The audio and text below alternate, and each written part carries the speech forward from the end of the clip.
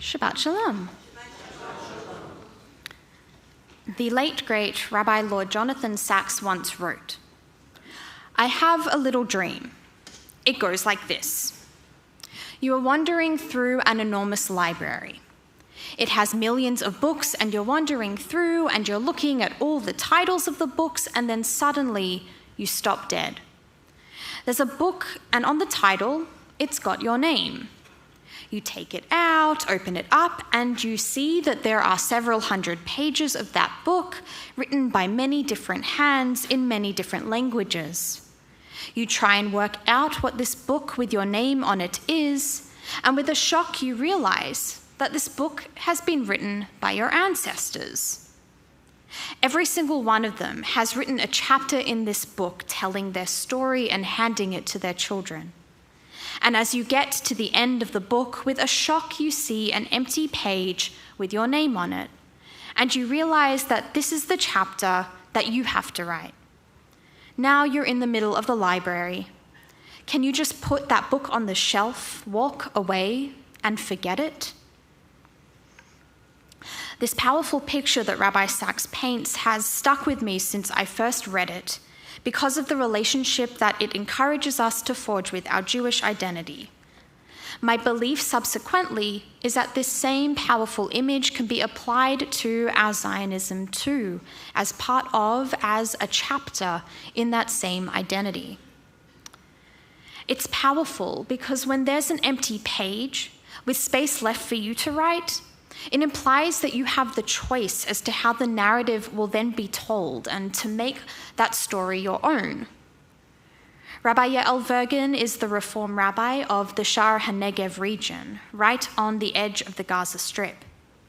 She has been in Canada this past week, meeting with our congregations, including at Holy Blossom for Kabbalat Shabbat last evening, and sharing the story of her community from October 7 onwards.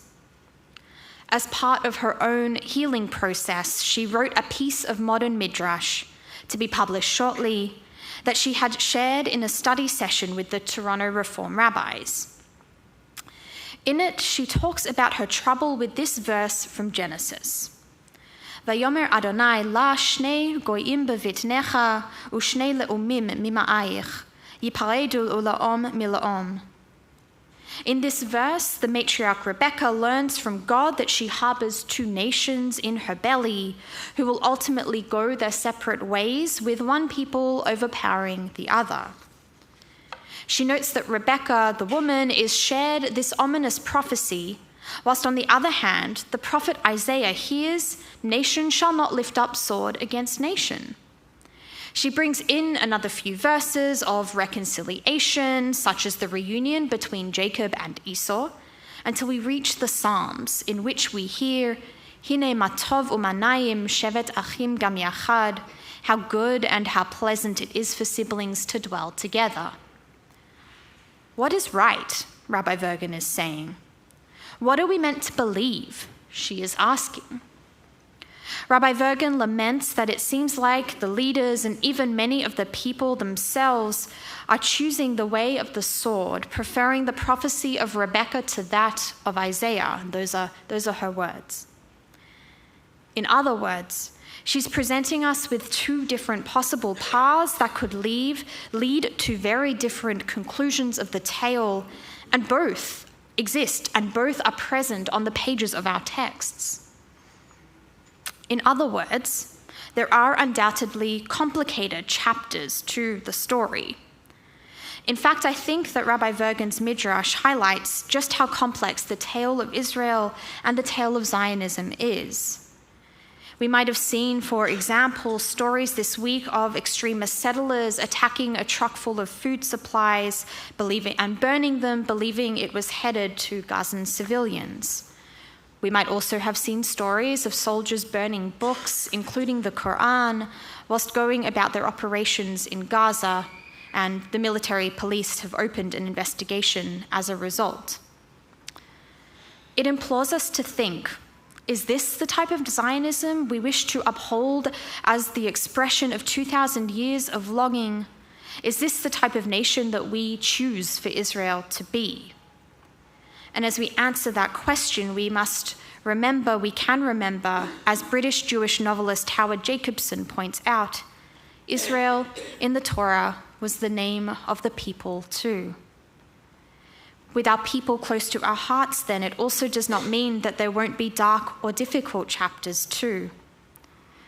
As Noah taught us about, you likely watched in just as much horror as a sickening video was released of the abduction of 5 female soldiers from the Nahal Oz base, capturing a slice of what they went through on that day and continue to go through after approximately 230 days and counting.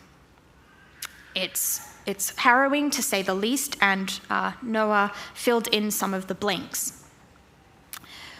Truthfully, I'll admit that even though it was a censored version posted by the hostage families themselves, I couldn't watch the whole thing. But talk about attempting to change a narrative. Despite this nightmarish chapter unfolding in our story, the very reason that the families released the clip, which was ultimately a compilation of clips, was exactly to shock the government, the Israeli government, and the world into sitting back around the negotiating table.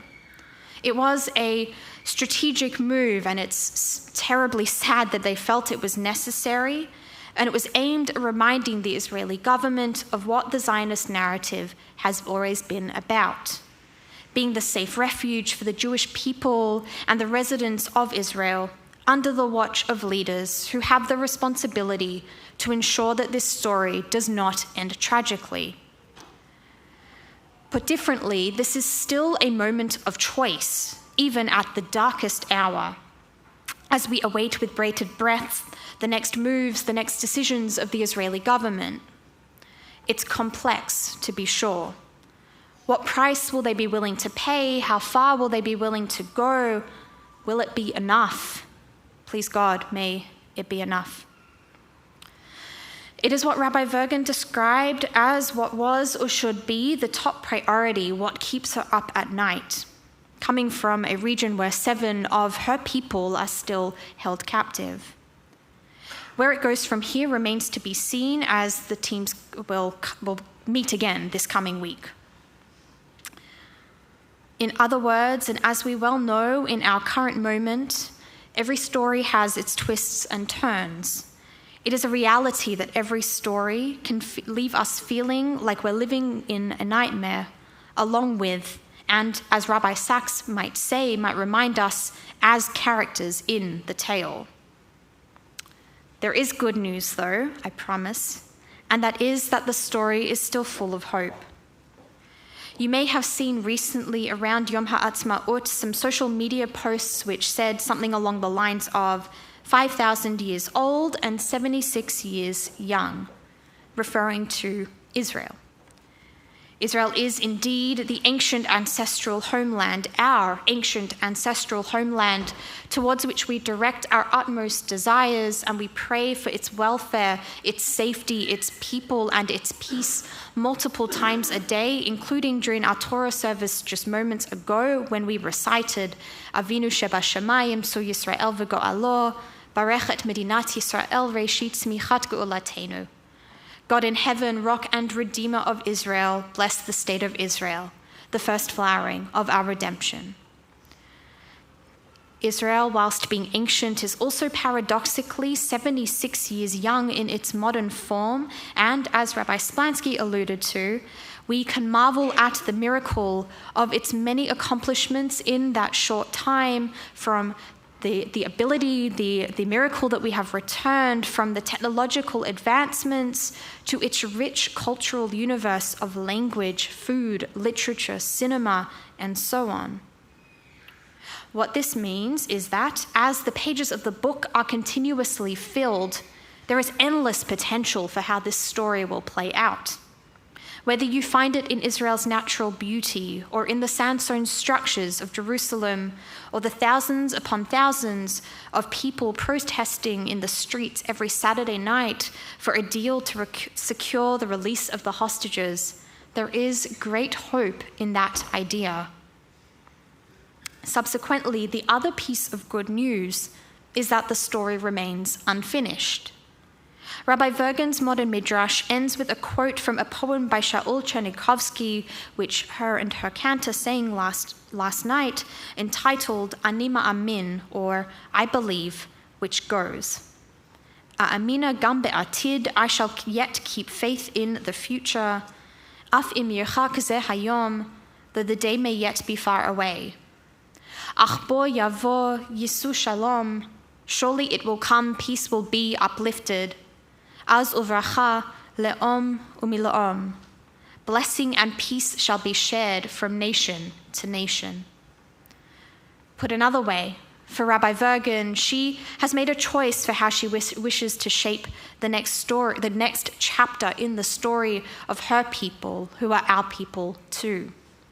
It's her deepest desire that something new is done and an alternative finds its voice in order to write a brighter, safer, happier future for the Zionist enterprise, one in which the two nations can live in the land in peace and even be a blessing to one another. And again, these are her words. So this is the story that she wishes to be written with all her heart and with all her might. On that personal level, Rabbi Vergen mentioned, both in her teaching to the rabbis and in her address to the congregation last night, that if she didn't have that hope, she doesn't know how she could remain living in Israel. To keep her hope and to go on, she must keep asking those questions. With that questioning in mind, what is important and where the power lies is that very engaging with the story. Rabbi Abraham Joshua Heschel wrote a piece called Israel, an Echo of Eternity, shortly following the Six-Day War, in which he states, what is the meaning of the state of Israel? Its sheer being is the message. The life in the land of Israel is a rehearsal, a test, a challenge to us all, to all of us. It is a call to every one of us as an individual, a call which one cannot answer vicariously. It is at the same time a message of meaning, a way of dealing with the monsters of absurdity, a hope for a new appreciation of being human. Put differently, we are more than welcome to ask our questions and make our mistakes, but no one else can do it for us. Like a mitzvah, for Heschel sees a relationship with Israel as a spiritual endeavor, we must engage of our own accord. It is incumbent upon us to hear that call to pay attention and, as a result, foster our own connection and find our own meaning with the entity known as Israel. For Heschel, not engaging is not an option. Which brings us back to Rabbi Sacks, as he answers what is a remarkably similar question to Heschel, which is it possible to not engage? Is it possible to skip past the book in the library with our very family name on it? Sacks concludes his earlier passage, the one that we began with, as follows. I don't think you can really, because if you did, all those hundreds of generations of your ancestors would have kept that book going in vain, because it would have stopped with you. I know I couldn't do that. If they put their faith in their children to keep the book going, then they have all put their faith in me, and I have to write my chapter in that book, and when the time comes, give that book to my children and grandchildren. As we conclude, I'll share that this is what I admire about our recent travelers to Israel as they stood before Torah minutes ago. I admire that you chose to stop in the great library of our people's story and to open the book. I admire that you saw the blank pages and decided that you would pick up the pen to help write the next chapter. I admire that, despite the challenging chapter we find ourselves in right now, instead of closing the book, you kept turning the pages in search of hope and in search of what you can pass along to your loved ones and to all of us. You are an inspiration for us all to write ourselves into the story too. May you continue to be so. Ken Yehi Ratzon. Shabbat Shalom.